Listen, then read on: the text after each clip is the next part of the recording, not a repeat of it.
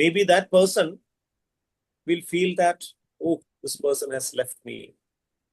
Tries to contact that person, but that person keeps on ignoring. After 4 or 5 days, when the victim of the narcissist has decided to, cut off that narcissist from life, absolutely he'll just call and tell, it's a long time since I've heard from you. Please come here. And this phenomenon, this cat and mouse game will be very common. And they also gaslight people.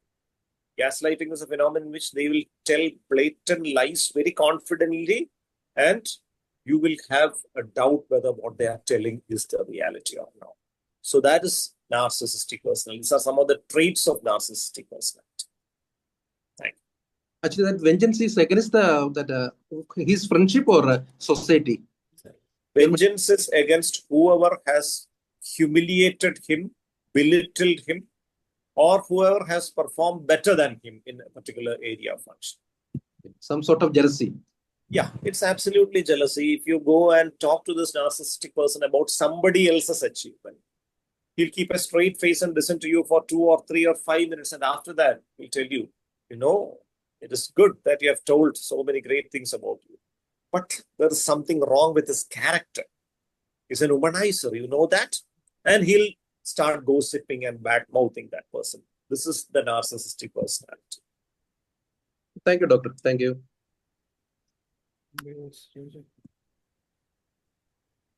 Ayappan sir, Betty. How do you treat this narcissistic disorder? Is it through therapy or medication? Yeah, both therapy and medications are available. In order to control some of their abnormal thought processes, medications definitely have a role to reduce their vengeance, to reduce their impulsive behaviors, to straighten their thought process. Some medications which will clear the level of neurotransmitters in the brain are necessary, but therapy on a long-term basis is what is needed. So here again, the problem with narcissistic personality is that they are unlikely to come for treatment by themselves, because they don't recognize their character as a problem, only others recognize it.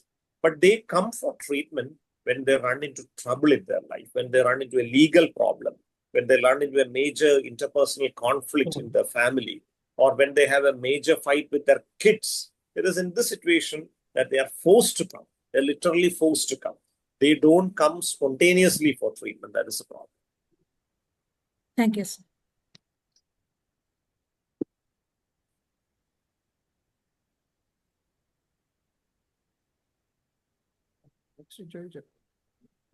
Anybody else? Ayappan sir?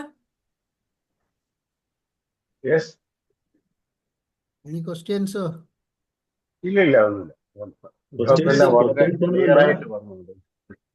Dr. Shah. Venkatesh sir നമ്മുടെ past R D ആയിരുന്നു sir, കൊല്ലത്താണ്.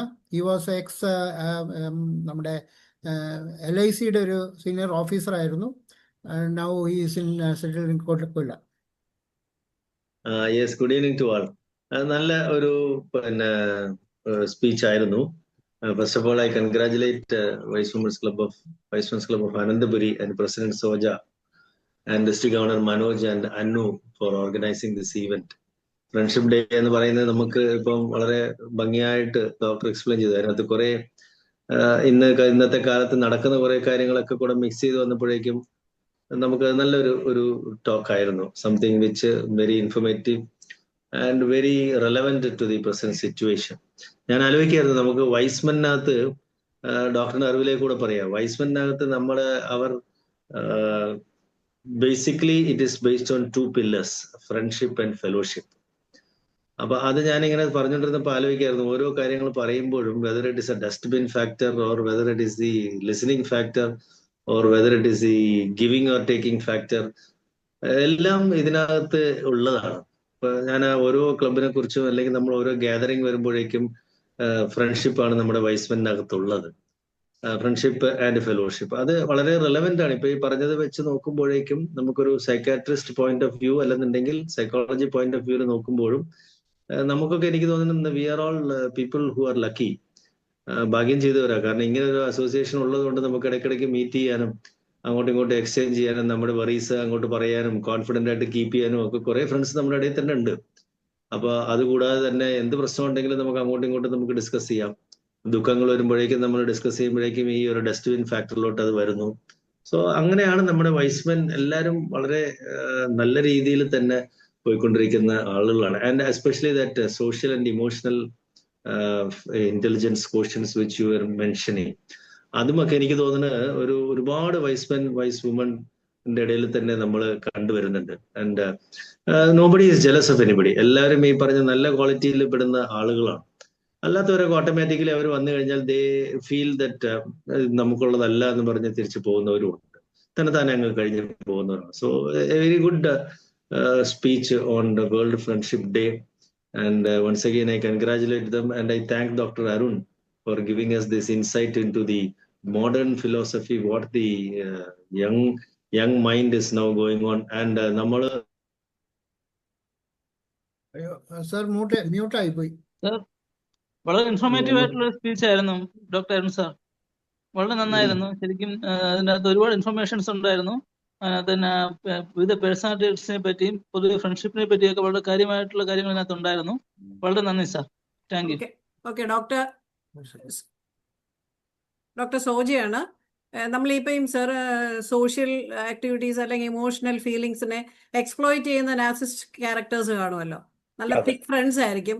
ഇവർക്ക് slave ആകാതിരിക്കാനായിട്ട് നമുക്ക് എന്തെങ്കിലും precautions അല്ലെങ്കിൽ suggestions? നമ്മൾ വളരെ thick friends ആയിരിക്കും. Even younger generation ആണെന്ന് തോന്നുന്നു കുറച്ചും കൂടെ അത് ബാധിക്കുന്നത് than the older generation of us. Precautions to be not to be a slave to such people. നമ്മുടെ ഫ്രണ്ട് നാർസിസിസ്റ്റ് ആണ് എന്നുള്ളത് ഐഡന്റിഫൈ ചെയ്യാന്നുള്ളതാണ് അതിന്റെ ഫസ്റ്റ് പോയിന്റ്. നാർസിസിസ്റ്റ് ഞാൻ ഈ പറഞ്ഞ പോലെ ഒരു സൂപ്പർഫിഷ്യൽ ചാം കാണും, പക്ഷെ അവര് നമുക്ക് ഒരു ആവശ്യം വരുമ്പോൾ അതിനെ വലിയ സിഗ്നിഫിക്കന്റ് ആയി കാണാതെ ട്രിവിയലൈസ്, അവരുടെ ആവശ്യങ്ങൾക്ക് നമ്മൾ അവൈലബിൾ ആയിരിക്കണമെന്ന് ശാഠ്യം പിടിക്കുക. 1 or 2 തവണ ഒരു 2 പ്രാവശ്യം ഇത്തരം എക്സ്പീരിയൻസ് ഉള്ളപ്പോൾ നമുക്ക് മനസ്സിലാക്കാൻ പറ്റും ഈ ഒരു ട്രേറ്റിൽ വരുന്നതാണ്. നമ്മുടെ അച്ചീവ്മെന്റ്സ് എന്തെങ്കിലും അവരോട് പോയി പറഞ്ഞു കഴിഞ്ഞാൽ അവർ ഈ പറഞ്ഞ പോലെ അതൊന്നും വലിയ വിഷയമല്ല എന്നുള്ള തരത്തിൽ പറയും.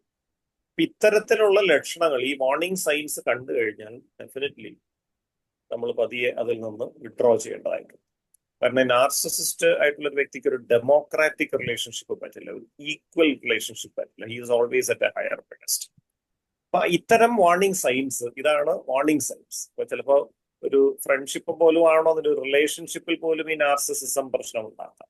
നാർസിസിസ്റ്റിക് പേഴ്സണാലിറ്റിയുമായിട്ടൊരു 1-to-1 relationship may be difficult. അത് അവരുടെ കുറ്റമല്ല. That is a way in which their brain is wired, but that is adversely impacting our sight. അതുകൊണ്ട് തന്നെ ഇത്തരം ലക്ഷണങ്ങൾ കണ്ടാൽ ജസ്റ്റ് റൺ അവേ എന്നുള്ളത് തന്നെ ആയിരിക്കണം അതിനകത്ത് നമ്മൾ പുലർത്തേണ്ട ഒരു കാര്യം. Don't expect any emotional responses from a narcissist. They are largely incapable of that. Thank you, doctor. Any more question? നമ്മുടെ ഈ സത്യം പറഞ്ഞാൽ ഒരു ക്വസ്റ്റ്യൻ ഇവിടെ ചോദിക്കട്ടെ. ഇപ്പോ നമ്മുടെ ഈ doctor it was A very good lecture. ഒരു സംശയം, നമുക്ക് ഈ കൃഷ്ണനുണ്ട്, നമ്മുടെ ഈ നോർമലി ഇപ്പൊ ഐക്യു ഒന്ന് പോളിഷ് ചെയ്യാനൊക്കെ ഉള്ള എക്സസൈസും കാര്യങ്ങളും ഒക്കെ ഉണ്ട്. അപ്പൊ നമുക്ക് ലെറ്റ്സ് അസ്യൂം ദാറ്റ് അവർ EQ, ഇമോഷണൽ കോഷ്യന്റ് എല്ലാം let's assume that it is at level 0. So is there any practices through which we can develop these or polish these per se EQ and all?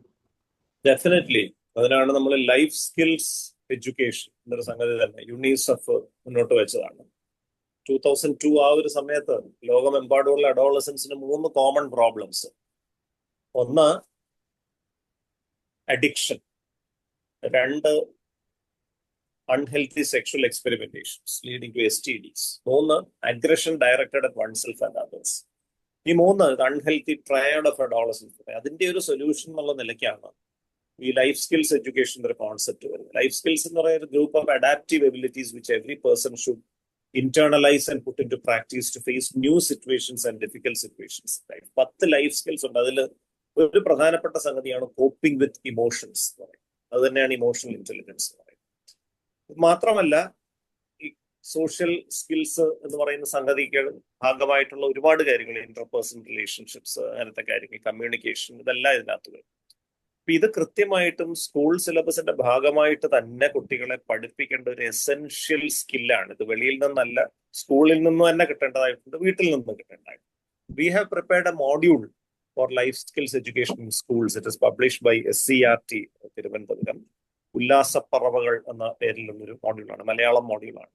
1ാം class തൊട്ട് 12ാം class വരെ ഓരോ ക്ലാസ്സിലും 20 hours വീതം per hour activity based training ആണ് ഉദ്ദേശിക്കുന്നത്. It contains lot of exercises. അത് ഓരോ 1ാം class തൊട്ട് ഇങ്ങനെ ഗ്രേഡഡ് ആയിട്ട് കൂട്ടി വരുന്ന സംഗതികളുണ്ട്. It is available in the website of SCRT. You can freely download it. That will be the best. Thank you. Thank you, Okay, doctor. thank you. As a school teacher, Ritu, do you have any question? Ritu Janet. Dr. Gladys, ma'am.